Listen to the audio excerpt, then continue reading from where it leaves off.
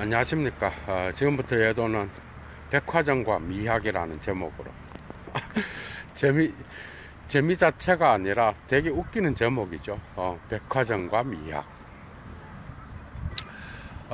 예도는 지금까지 미학 강좌를 이미 38개를 했고요. 오늘 39번째 정도 되는 것 같은데, 미학 강좌에 대한 그러한 요청과 또한 미학 강좌를 좋아하는 예도만의 미학 강좌는 또 독특하죠, 그죠?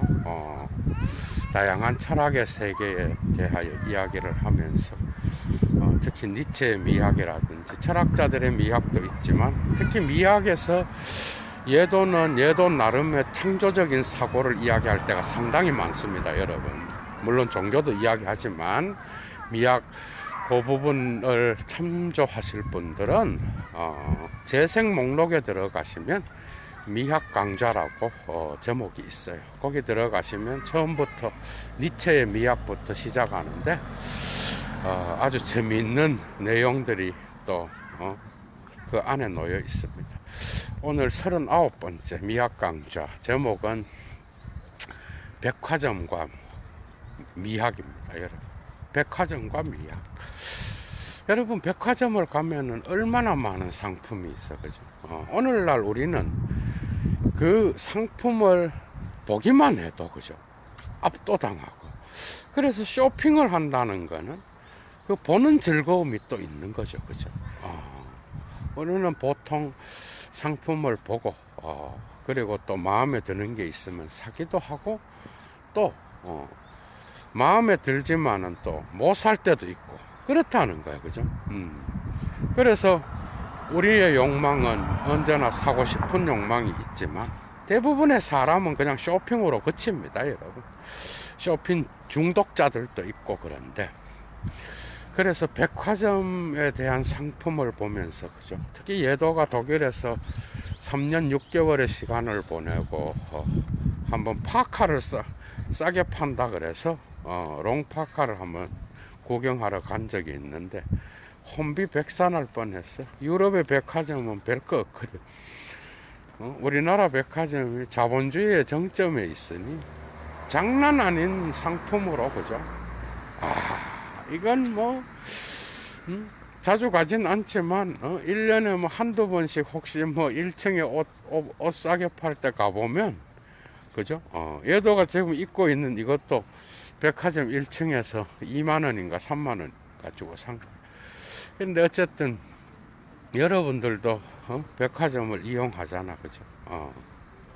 상품이 있어요, 여러분. 상품은 사물이 아니에요, 여러분. 상품은 사물이 아니고, 상품은 이미 거기에 교환 가치가 들어가서 이미 우리 인간들의 정신화된 거야. 그냥 사물이 아니야. 그러니까 모든 상품은 정신화되어서 노동력으로 계산할 수 있는 거야, 그죠? 이게 이제 마르크스의 해석이죠. 자본론 4장, 그죠? 자본론 1권 4장에 보면 나오는. 그러니까 그거는 이미 정신화돼 갖고 상품은 상품끼리 경쟁을 하게 돼 있어. 그래서 꼿꼿이 서서 다른 상품들보다 빼어나게 보이든지, 그거를 마르크스는 꼿꼿이 서서 다른 상품들과 경쟁을 하는 그런 모습을 보인다. 특히 책상, 여러분. 그러니까 처음에 목수가 나무를 갖고 와가, 나무는 사물이죠, 여러분, 그죠? 나무는 사물인 거야. 그런데 이 사물을 갖고 와갖고 이제 목수가 시장에 내놓기 위하여 책상을 만드는 거예요. 그러니까 처음에는 책상은 팔기 위해서도 만들지만은 첫째 목적이 뭐야? 그냥 파는 것만 있는 게 아니에요, 여러분. 목적이 뭐야? 식탁으로 사용하든 또 공부를 하기 위한 어떤 그러한 도구로 사용하든, 어쨌든 그것은 도구로 사용되는 거예요. 그래서 하이데거가 이러한 사물들의 어떤 이런 자연과학적인 계산될 수 있는 그러한 이 세계의 수학화된 세계를 생활 세계로 바꾸면서 첫 번째 한 게 도구성을 사물을 도구로 사용하는 인간의 유용성을 이야기했던 거야. 생활 세계에서는 그죠? 사물은 그냥 사물이 아니에요. 그건 도구로 사용되던 유용성과 관련되어 있고 사용 가치에 의해서 처음에 만들어지는 거예요. 일단 1차적인 사용 가치 역시도 그냥 유물론적인 사물이 아니야. 이미 인간에 의하여 변형된 거야. 그죠? 그런데 이런 1차적 변형이 나타나고 2차적 변형이 또 나타나는 거야. 그게 뭐예요? 시장에 내놓으면 그때부터 그 만들어진 그 책상은 이제 사용을 하기 위한 것만이 아닌 거야. 거기에 목수가 누구고 그 목수가 그걸 어떻게 만들었고 노동 가치가 들어가죠. 오늘날은 예술적 가치가까지 들어가. 맞죠? 위대한 예술가가 만든 그러한 책상은 어떻게 그냥 공상품이랑 다를 수가 있겠어. 어쨌든 다른 상품들과 교환 가치를 통하여 거기에 가격이 매겨질 수 있는 거야. 이때부터는 이제 사물성이 정신화돼 버려요, 여러분. 이 탁월한 분석입니다. 그래서 이거를 마르크스는 페티시스무스, 독일어로 그러니까 주물 그리고 페티시즘 이렇게 번역하죠. 그런 어떤 성애적인 것에 비유를 하여 이 상품이 어떻게 사물로부터 변화하여 교환가치, 사용가치에서 교환가치로 거치면서 이 상품이 물신이 되는지, 주물 숭배가 되는지를 보여주었던 거야. 자본주의의 특징으로서. 그죠? 그럼 이게 왜 미학이 중요한 거예요, 여러분? 사실 이것은 종교학에서 역사를 거슬러 올라가면 이것은 종교학에 있었던 그러한 주물이야. 그거는 만화라 그래. 엘리아데는 미르체아 엘리아데는 이걸 만화라 그래. 만화가 뭐야, 여러분? 인간이 원시인들이 살다가 특정 사물에 대하여 종교적인 의미를 부여한 거야. 그러니까 신성화된 거야. 그게 그냥 사물이 신성화되어서 거기에 어떤 정신화를 통하여 성스럽게 된 게 만화예요, 여러분. 그러니까 가족신이 될 수도 있는 거야, 사물은. 그게 되게 종교적인 거에서 사실은 종교와 예술은 고대에는 거의 같이 갔다니까. 예도가 딴 강좌에서도 이야기했듯이. 그렇잖아요. 이게 무슨 미신적인 종교에만 있는 게 아니야, 여러분. 이게 창세기 이야기라든지 그 다음에 또 아론이 부재한 기표로서 보이지 않는 신을 보이게 만드는, 그래서 금송아지를 만들잖아, 여러분.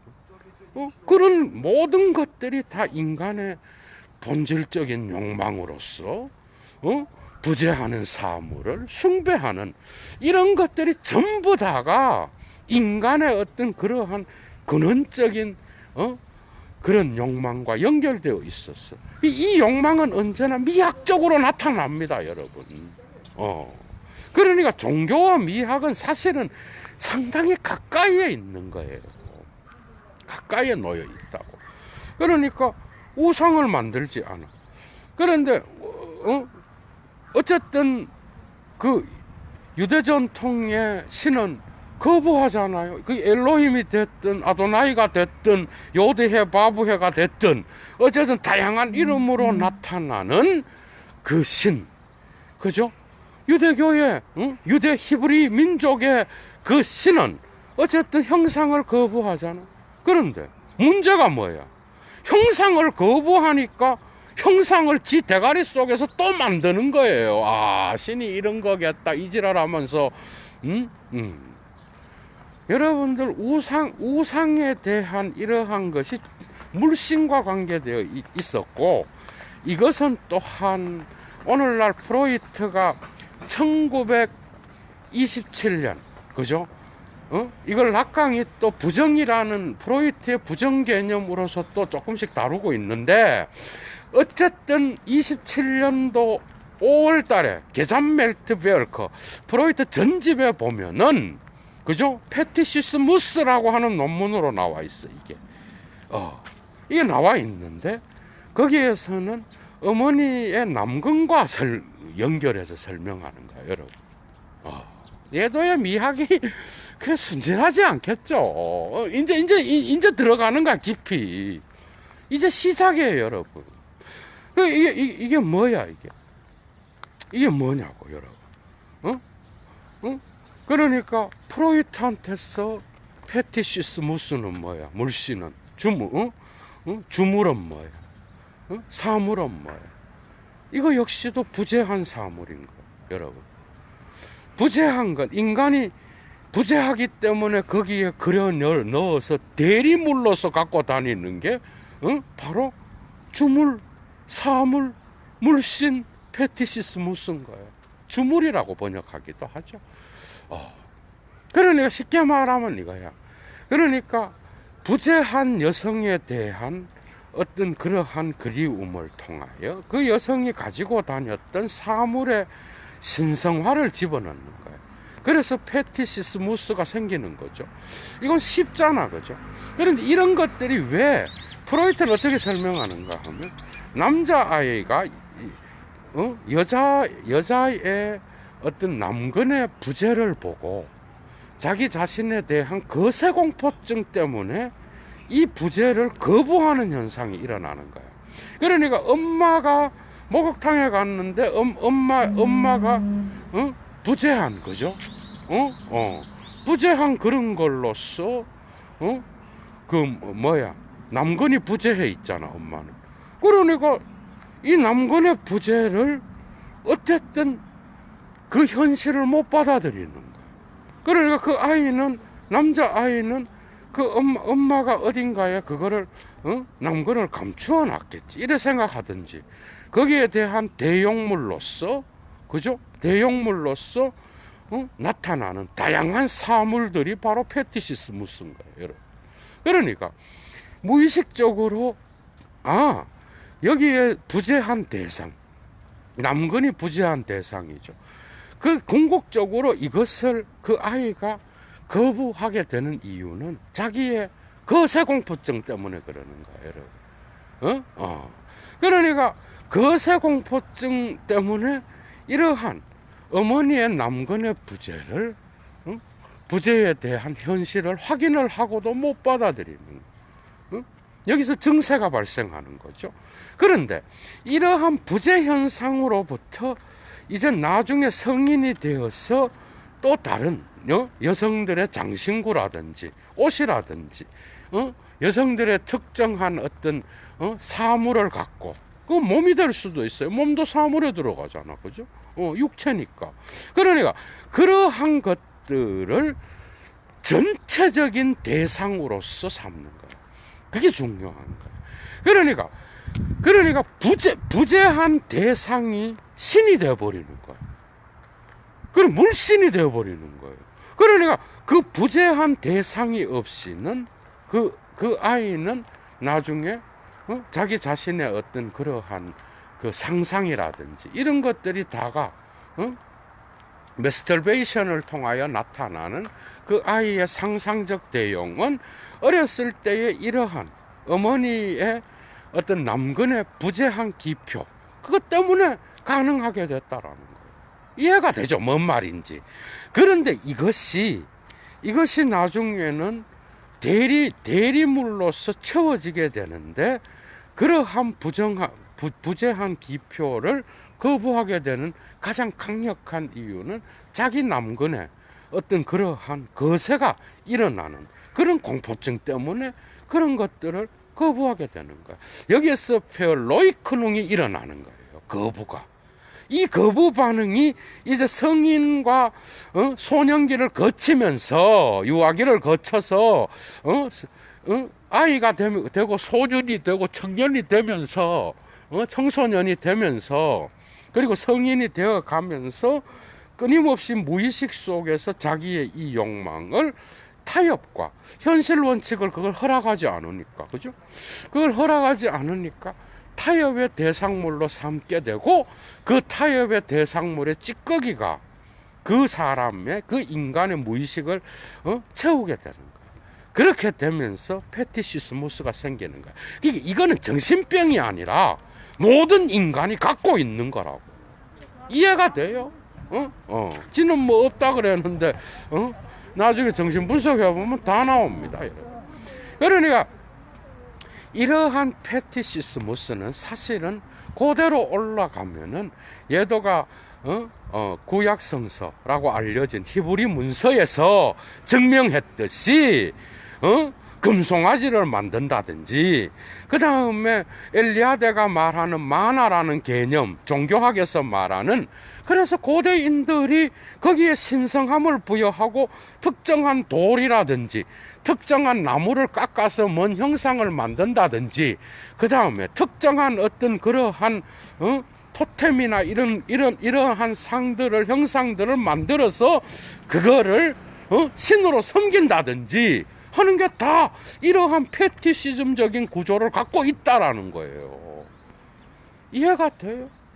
그런데 칼 마르크스는 탁월하게도 이 패티시스무스를 자본주의의 물씬 숭배로 갖고 갔다는 거예요. 이거 탁월한 거예요, 여러분.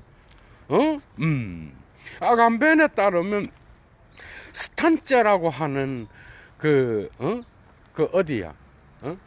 그 행간으로 번역됐죠. 그 작품의 초중반쯤에 나와. 중반이 아니라. 거기에도 보면은 프로이트와의 이러한 관계를 이야기하고 있다고. 그런데 만국 박람회로부터 이러한 통찰을 마르크스가 얻었을 것이다, 이렇게 이야기해요. 이해가 돼? 만국 박람회가 뭐야? 자본주의가 발달하면서 영국과 파리, 그 다음에 유럽의 그 유명했던 도시들, 오늘날은 뭐야? 당연히 뉴욕이 들어가겠죠, 여러분. 이 자본주의 대도시들을 통하여 이제는 상품 전시회가 열리기 시작한 거야. 이해가 돼요? 이런 정보들은 예도가 아감벤의 영향을 받은 거예요. 이런 것들은. 그러니까 아감벤이 그런 것들을 각주에서 설명하고. 그런데 이 만국 박람회가 생기게 되면서 자본주의의 축제인 거야, 이거는. 이해가 돼요? 그래서 예도가 오늘 제목을 백화점이라고 했던 거야, 여러분. 그러니까 여러분 한번 봐봐. 만국 박람회의 중요한 거는 사람들의 시선을 압도해야 되는 거예요. 그게 목표인 거야, 여러분. 감히 흉내도 못 낼 정도로 그 상품의 화려함에 의하여 그 거대함과 화려함 때문에 인간들이 보는 자가 그 오브제에 대하여, 락강은 오브제아라 그러지, 그 오브제아에 대하여, 특정 사물에 대하여 완전한 환상에 사로잡혀야 돼. 마법에 걸릴 정도로, 여러분. 이거는 사실은 발터 베냐민이 이런 만국 박람회를 비판적으로 고찰하잖아, 여러분. 그죠? 그런데 어쨌든 저는 거기에서 놀랐던 게, 여러분, 에펠탑이 알고 보니까 예술가의 작품이 아니라, 물론 예술가의 작품이죠. 그런데 그게 만국 박람회를 위한 그러한 상징으로서 사용되었더만, 처음에. 아이고, 여러분 생각을 해봐. 그게 에펠탑이, 그래서 파리의 도시가 상징이 자본주의의 상징이 될까봐 예술가들이 다 그 시대의 프랑스의 다수의 예술가들이 에펠탑을 거부했어요, 여러분. 이 뭐야? 이거 상품으로서 우리 파리가 상품화되는 상징으로 나타나는 건 아니다는 거야, 여러분. 대단한 의식이죠. 이런 게 예술가입니다, 여러분. 거기에 타협회가 돈이나 받아 처먹고, 아니면은, 이렇게 해가 중간에 가서, 국가로부터 딱 돈 받아 챙기고, 그런 게 아니라고. 여러분, 이 예술가는 아무나 되는 게 아니에요. 유럽에서는 진짜. 응? 모든 면에서도 뛰어나야 되지만은 정말 의식이 앞서가야 돼요, 여러분. 그러니까 그 자본주의가 상품을 진열하면서 한 가지 교훈을 줬는데, 붙잡을 수 없는 초월성을 보여준 거예요, 여러분. 이해가 돼요? 인간은 어느 누구도 그 상품의 진열을 보고 그 상품이 초월해 있는 거예요. 저는 하이데거의 존재 개념이 생각나더라니까, 여러분. 이해가 돼요? 존재자의 존재는 언제나 존재자를 초월해 있는 거예요. 나의 거기에가 가는 곳마다 나의 존재는 변화를 겪어요, 여러분. 상당히 역사적 개념이라고, 이 존재도. 그런 것처럼. 여러분, 봐봐. 그 상품은, 사용가치에서 교환가치로 가면서 노동력에 의하여 계산되는 가치뿐만 아니라 상품은 상품끼리 경쟁을 하거든. 그런데 그 상품의 비교를 통하여 하나의 아우라가 발생하는 거야. 발터 베냐민이 이야기했던. 여러분, 그 아우라는 저는 존재로 봅니다. 그러니까 사물의 존재가 언제나 사물 자체를 넘어서는 거야. 이게 자본주의의 욕망의 끊임없는 어떤 그러한 하나의 무기입니다, 여러분. 그러니까 뭐야? 체념을 통해서만 소유할 수 있는 거예요. 패티시하고 똑같아요, 여러분. 여러분, 이 대가가요, 괜히 대가가 아닌 거야. 여러분, 이런 생각 한번 해봤어? 그러니까, 우리는 체념을 통하여, 저거 나는 가질 수가 없어. 못 가져. 여러분, 이런 욕망은, 사실은 이런 소유욕은요, 에덴 동산에서 인간이 만들어진 이후에, 물론 신화지만은, 에덴 동산에서 선악과 얼마나 탐스럽고 가지고 싶어. 그런데 못 가지는 거야, 여러분. 맞죠? 못 가지는 거야. 그런데 가졌단 말이야. 가지니까 어떻게 돼? 눈가리가 밝아지면서 이성의 빛이 환하게 드러나. 그 대신 신에 대한 보살핌과 신성을 잃어버리게 되고 신과의 관계가 깨지게 되는 거야. 이거는 개인의 자아가 탄생하게 되는 거예요, 여러분. 자기 자신이 자기 자신에게 내맡겨지는 순간이에요. 어떻게 보면 플라톤의 폴리티코스의 개념으로 생각하면, 아우구스티누스가 이거를 죄에 대한 근본 개념이 자기 자신에게 자기가 내맡겨지는 거예요, 여러분. 그 대신 자유가 있는 거예요. 그 대신 역사로 가는 거예요, 여러분. 신화의 세계에서, 미토스에서 게슈이테의 역사의 시간으로 옮겨가는 거예요. 이해가 돼요? 이거는 우리 인간의 근원적인 욕망이야, 여러분. 못 가지는 걸 가지고 싶어. 그런데 못 가져. 돈 있는 놈은 가질 수 있는 것 같아요. 왜? 마르크스의 거기서의 설명은 가장 핵심적 설명이 뭐야? 사용 가치와 교환 가치를 두 개 다 인간이 그것을 생산한 놈이건 그것을 구입한 놈이건 간에 그 두 개의 사용 가치를 다 소유할 수 없어요, 인간이. 이해가 돼요? 그러니까 끊임없이 초월을 갖고 오게 되고 그게 나중에 신이 된다라는 거예요, 그 상품이.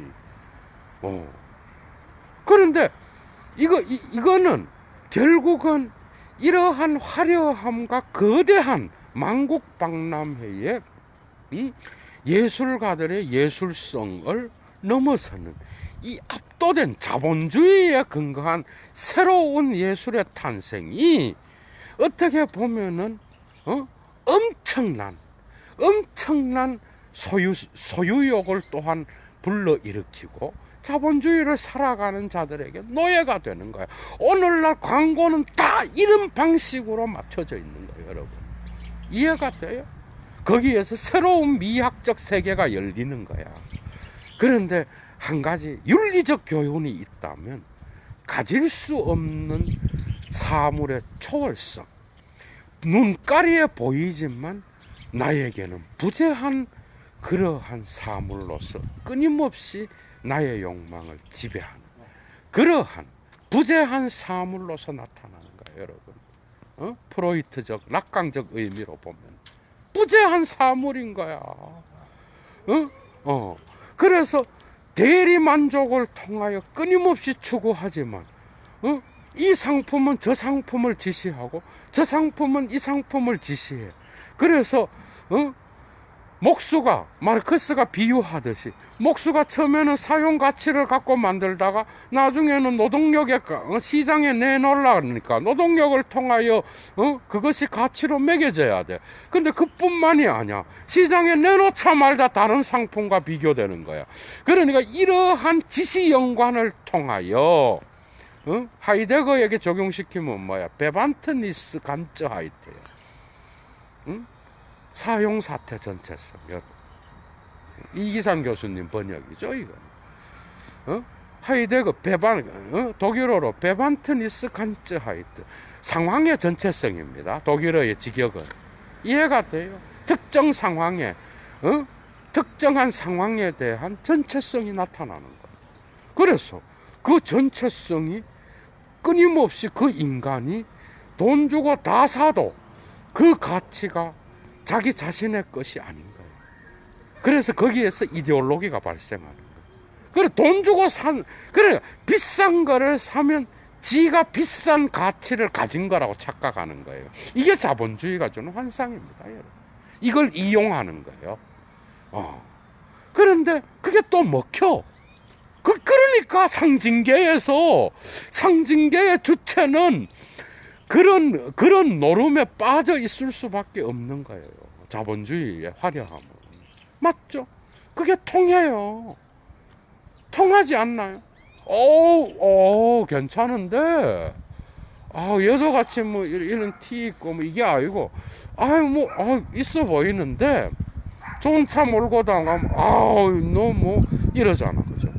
먹힌다니까, 상징계에서, 여러분. 그러니까 자본주의예요. 그런데 이게 왜 레알리타스가 없는가 하면은 거기에 자기성과 거기에 대한 그 자기 자신에 대한 어떤 깊은 가치를 설정을 통하여 자기를 만들어가는 게 아니라 거기는 자기가 없어. 그 쉽게 돈을 주고 사서 그 외형적인 게 바로 자기의 가치를 설정한다고 생각하는 거야. 그 가치는 언제나 비어있는 허무주의를 갖고 있는 거예요. 진짜 재미있죠, 미학. 그래서, 백화점이 주는 환상이 뭐예요? 그 모든 상품을 내가 소유할 수 없다는 교훈을 주는 거예요. 그러니까, 저거는 내 세계가 아니다. 이래 생각하고 살잖아. 갈 때도 그래. 아예 갈 때도, 이거는 내가 가질 수 없는 거야. 쇼핑만 할 거야. 아이 쇼핑. 그래서, 쇼핑만 하고 즐기고 오는 사람도 태반이죠, 여러분. 그런데 그게 왜 그것이 그러한 화려함과 그러한 것들이 왜 인간에 대한 어떤 근원적인 존재론적 기반과 연결될 수 있는가? 인간은 자기의 존재 기반 안에 특정 사물에 대한 소유욕이 있다니까요. 이거는 역사가 가르쳐 주는 게 아니라 우리의 역사의 토대를 형성하는 우리 인류의 신화는 다 이런 이야기를 하고 있다고요, 여러분. 인문학적으로, 철학적으로 뿐만 아니라 인류학적이건. 그래서 우리는 우리 인간들을 가장 잘 설명해 줄 수 있는 그러한 성서나 고전들에서 얼마든지 이런 걸 읽을 수 있는 거예요. 그래서 부재한 대상은 대리 만족적인 걸 얻어야 돼. 이건 뭐 데리다가 말하는 예도가 자주 언급하는 그 대리 보충, 여러분. 그 대리 보충이 중요한 거라니까. 그래서 그 대리 만족적인 정신화의 과정이 바로 인간의 정상을 설명해 주었는데, 이러한 정상들은요, 이러한 정상들은, 여러분들이 아셔야 되는 게, 이러한 정상들은 인간 실존의 근본 구조에 상처를 남깁니다. 문제는 그냥 공중에 붕 떠 있게 만드는 거야. 환상인 거야, 환상. 근데 문제는 이러한 부재한 대상을 대용물로 만족시켰을 때 나타나는 환상이 뭔가 하면은 허무주의가 찾아와. 근데 이 허무주의는 정말 인간의 정신을 정말 데카당스하게 만드는 거거든. 그래서 치료를 해야 돼요, 여러분들이. 이런 욕망에 빠져 있지 말아야 되는 거야. 정신분석에서 가장 중요한 거는 그게 무의식의 어떤 구조에서 어느 부분이 내가 병들어 있음을 깨닫는 순간 병이 치료되거든요. 그 이데올로기의 환상도 같은 거라고, 여러분. 그게 단지 알고 빠져 있는데 거기에 사실은 거기에는 자기가 없어. 자기성의 부재가 있는 거야. 그래서 대리만족인데 실제는 없는 거야, 거기. 이해가 돼요? 그래서 끊임없는 욕망 속에서 뭔가 마약을 맞은 인간들을 순간적으로 기쁘게 해주듯이 쇼핑하고 나면 뭔가 해소되는 듯한 느낌이 있잖아. 자본주의를 살아가는 인간들이. 이런 세계가 있구나. 정말 화려하구나. 그러나 끊임없이 사물의 존재는 그 사물의 소유를 초월해 있거든. 끊임없는 초월이 일어나는 거예요. 그래서 백화점에서 가면은 내가 이거를 소유할 수 없구나. 그 압도적인 초월성에 사로잡혀서 그 인간의 모든 것들을 다 장악하고 지배하게 된다는 거예요. 이제 좀 수준이 높은 사람은 우습게 보는 인간도 있겠죠. 그래, 이거는 또 이거지 이러면서. 그런데 그게 자본주의를 살아가는 대부분의 인간들의 환상을 지배하고 있다니까.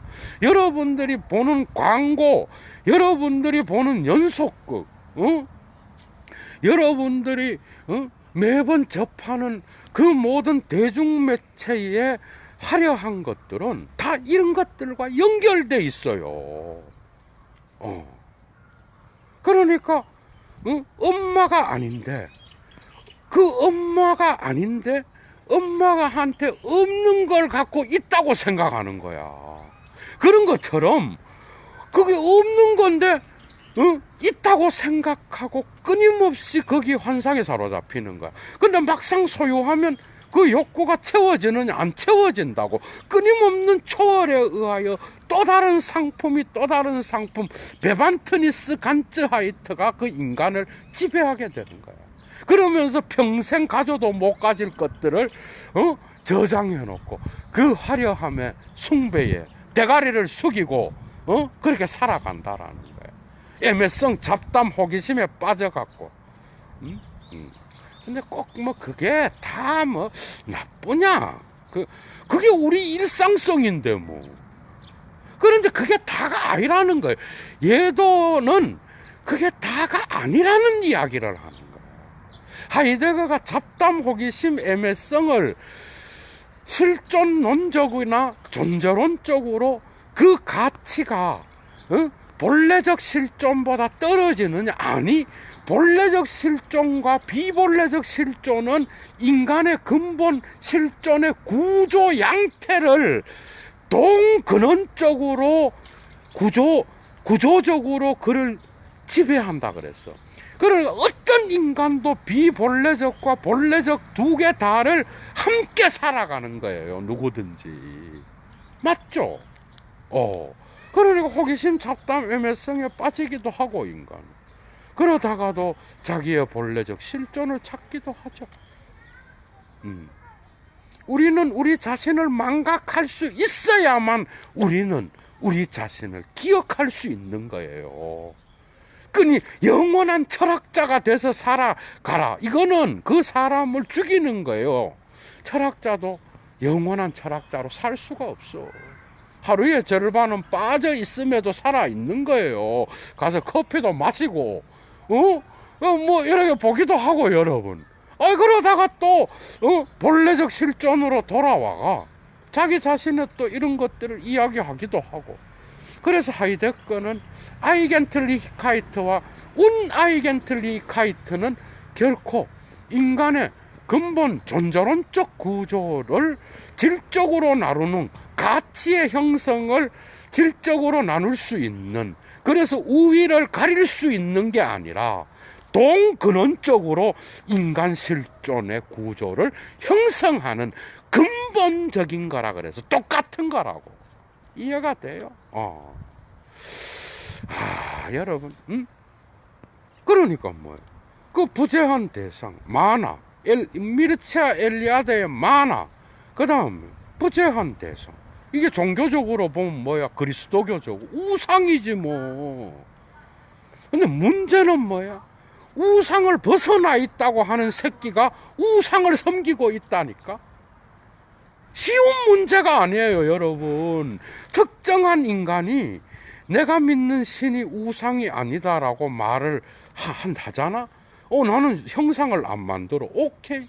근데 그 새끼가 말하는 신이 들어보니까 이거는 우상 이상을 능가하는 금송아지인 거야, 여러분. 그 형상을 안 만든다고 그게 기독교 신이 아니라니까, 여러분. 왜? 그 신은 끊임없는 존재론적 초월을 하고 있거든요. 이해가 돼요? 나는 그분을 신이라고 그랬는데 그분이 지능가리에 계시된 것만 그분이 신의 모습이 그게 다예요, 여러분. 지인데만 나타난 게 그게 신이 다야? 아니잖아. 그죠?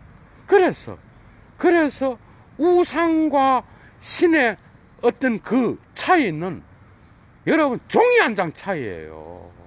내가 우상을 섬기느냐 진짜 신을 섬기느냐는 진짜 종이 한 장 차이라니까, 여러분. 그게 엄청 큰 차이라고 생각하지. 여러분들이 정상적인 교단에 속한 교회를 가고 가톨릭 미사를 드리고 그런다 그래서 여러분들이 우상을 섬기지 않으리라는 보장이 어디 있어, 여러분. 근데 이런 걸 거부해버리면 우리 삶이 불가능하게 돼버린다니까.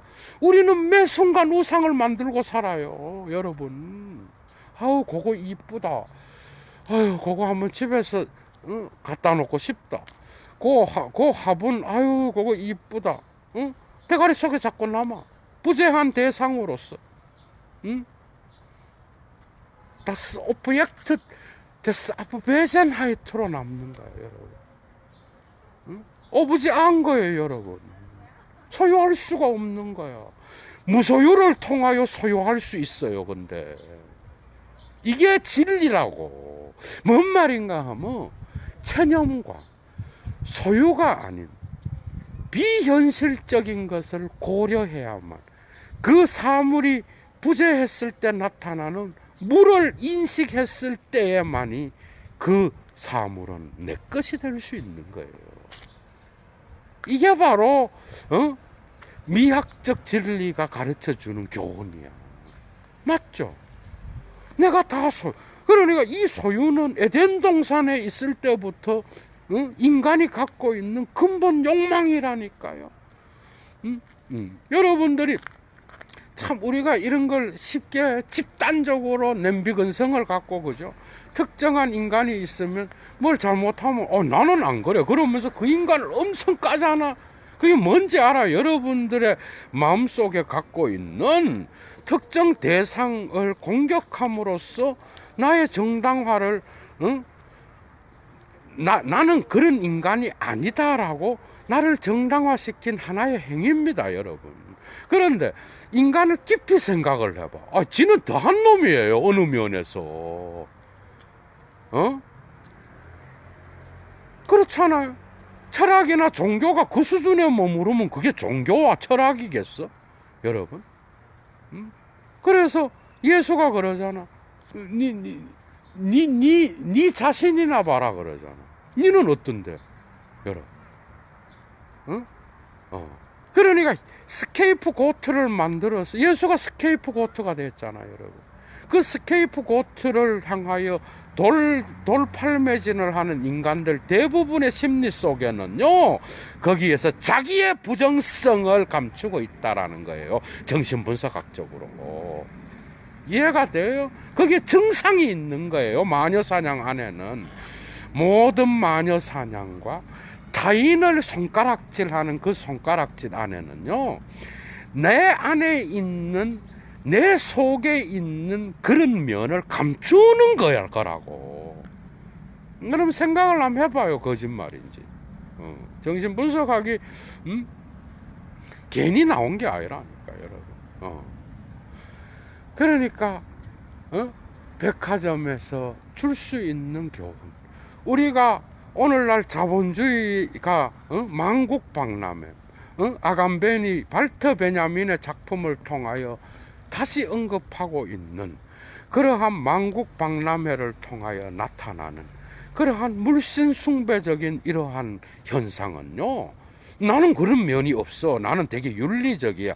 아이고, 코미디죠, 진짜. 진짜 그런지 본인을 한번 되돌아보라니까. 근데 이런 욕망은 무의식적이라서 그 의식적으로 나는 안 그런데 알고 보면 지도 똑같이 그거보다 더한 욕망을 갖고 있거든, 여러분. 그게 인간이에요. 그래서 자기 자신을 끊임없이 면제시키고 자기를 윤리적 인간으로 포장하는 것 안에는요, 끊임없는 자기 자신의 기만과 부정이 숨어 있는 거라고. 이런 것들이 종교에서, 종교적 고전들에서 우리에게 가르쳐 주는 거예요, 여러분. 내가 금송아지를 안 만들었지만은 내 속에 들어와 있다니까, 여러분. 내 금송아지가 내 안에 있다고요. 이해가 돼? 지금 미학에서 우리가 이야기하는 이런 것, 특정 상품이 떠나지 않고 나를 지배한다든지, 특정한 어떤 물건이라든지 거기에 대한 어떤 대리적인 의미를 부여해서 사물을 내가 소유한다든지, 이건 뭐예요? 전부 다가 내가 소유할 수 없는 것을 소유하려고 하는 그러한 욕망, 대지열, 독일어로 베기열더, 영어로 디자이얼, 이걸 다 갖고 있는 거야, 여러분. 그래서 이 교훈은 뭐야? 내가 소유할 수 없는 것을 소유하려고 하는 이 본능이, 그죠? 오늘날 자본주의 사회에서는 이러한 상품성의 화려함과 거대함으로 나타난다라는 거야, 여러분. 거기에 이제 지적은 또 다른 이야기를 하죠, 여러분. 그래서 그 자본 자체가 실제인 거야, 자본주의에서는요. 자본 자체가 실제라니까. 리얼리티가 자본이에요, 여러분. 자본이 없으면요, 어떤 인간도 움직이지도 못하는데, 여러분. 내도처럼 이렇게 자연인처럼 이렇게 살아도 하루에 뭐, 여러분 한번 봐봐. 어디 밖에 나가면 버스를 타든 뭘 하려고 그래도 자본이 있어야 돼. 그게 자본이라고 하는 거는 이 자본주의 사회에서는 랑거라니까.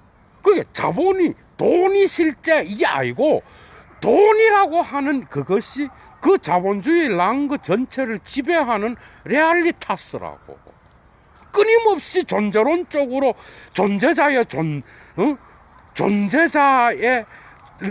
모든 규정을 존재가 초월하듯이 자본주의 사회에 있어야 실제계의 구멍을 뚫고 들어오는 그런 상징계의 실제가 바로 자본이라 그랬잖아, 지적이. 얘도가 지금 그 강좌도 엄청 많이 보고 있어요, 여러분. 엄청난 한 3명으로부터 편지를 받아서, 외국에서 2명, 1명은 한국 사람. 너무 감사하다고. 너무 많은 도움을 받았다. 그런데 그런 게 문제가 아니라, 그렇잖아요, 여러분. 그러니까 이런 현실들을 보여주는 거. 이걸 아는 거랑 모르는 거랑은 천지 차이야. 그거 가서 춤추고 그래 놓고 자기가 다른 우상만 다른 신만 섬기지 않으면 우상을 안 섬긴다고 생각해. 아니 사물을 숭배하는 게 우상이죠. 그럼 뭐냐? 모든 일 매일 우상을 만드는 거야. 페티시스무스가 원어가 뭔지 알아요? 라틴어의 파케레입니다. 만들다에서 나온 단어예요. 그게 포르투갈로 넘어가서 또 뭐 다양한 식으로 변이 됐지만은 페티셔, 불어로. 그게 파케레가 만들어진 상품인 거야. 그게 자연적 사물을 인간이 다시 정신화를 통하여 다시 만들어낸 거야. 이게 페티시스무스라고, 여러분. 그래서 특정한 작품, 그 미학적으로 어떤 교훈을 주는 예술가들의 작품 역시도 이러한 인간의 근원적인 욕망, 채울 수 없는 것들을, 소유할 수 없는 것들을 작품을 통하여 소유하게 하는, 어떻게 보면 예술을 통하여 카타르시스를 줌으로써 그 작품이 우리의 이러한 근원적인 욕망을 우리가 소유하게 되면은 현실 원칙이 우리를 금지하고 있잖아요. 그러한 것들을 우리는 작품을 통하여 대리적으로 우리가 만족할 수 있다라는 거예요. 이해가 되죠? 그래서 예술은 매우 중요한 거예요. 인간의 삶에 있어서, 여러분. 그것이 무슨 성화를 그리는 종교적 예술가든 모든 예술가의 작품들은 이러한 대리 만족적인 그러한 역할을 한다라는 거죠, 당연히. 그죠? 그래서 그 예술은 끊임없이 문화가 발달하는 동안에 사회의 변경이든 경계에서 끊임없이 인간의 문화를 지배하는 토양으로서 인간이 가는 곳마다 정치, 경제, 사회의 그 모든 것들이 중요할 때 예술은 언제나 함께 갔던 거예요, 여러분. 그것은 바로 인간의 근원적인 하프추트, 소유욕과 엄청난 연결이 되어 있었다라는 거, 여러분 꼭 기억하시고요. 많은 교훈을 얻으시기 바랍니다. 그죠? 재밌었죠, 여러분? 정말 오랜만에. 아니네, 얼마 전에 또 여도가 영원회계라는 미학 강좌를 하나 열었죠. 오늘 39번째. 그죠? 39번째 미학 강좌입니다, 여러분. 자, 좋은 하루 되십시오. 그리고 또 건강하시고요. 특히 이 시기에 건강을 잘 챙기시고 건강하시고, 여러분들. 그래서 예도도 이렇게 가벼운 옷을 입고 산책하듯이 그렇게 오늘 나와서 또 미학 강좌를 하나 열었습니다. 예도는 물러갑니다. 좋은 하루 되십시오. 주스.